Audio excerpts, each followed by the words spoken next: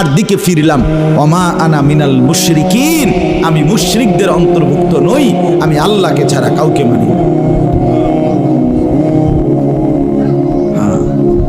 হযরত ইব্রাহিম আলাইহিস সালামের বাবা বলছে, পুত তোরে আমি তেজ্য পুত্র করে বাড়ি ছাড়া করে দেব। হযরত ইব্রাহিম আলাইহিস সালাম বলছে, আ'তাজিলুকুম ওমা তাদউনা মিন দুনিল্লাহ, আব্বা আমি আপনারে ছেড়ে দিলাম, আপনি আমার কিনতে চান, আপনি বাইর জায়গা দিতেন না, কিতে আমি আইলাম না আপনার বাইর। আমার ইমান দরকার, আমার আখেরাত দরকার। আমি বন দিয়ে কিতে করব, আমি সোফা দিয়ে করবো নাকি, আমি বিল্ডিং দিয়ে করবো কি? যার বাপে বিল্ডিং করে দিছে না, হাতে বেড়া পরে আর বিল্ডিং করতে আসছে না। আমার কথা কয় না, বোঝেন নাই আমার কথাটা?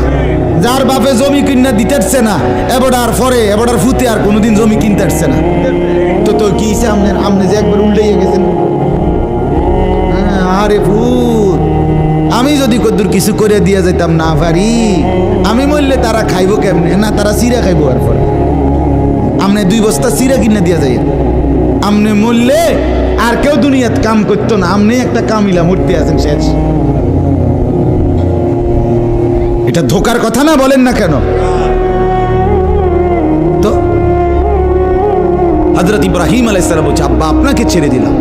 ওমা তাদউনা মিন দুনিল্লাহ, আল্লাহকে বাদ দিয়ে যে আপনি যাকে ডাকেন সেই মূর্তি, আল্লাহকে বাদ দিয়ে যেগুলোকে আপনি ডাকেন, বাপ আমি এগুলোকেও ছেড়ে দিলাম। এবার ইব্রাহিম নবী বললেন, ওয়া আদউ রাব্বি, আমি শুধু কেবল আমার রব আল্লাহকে ডাক দিলাম।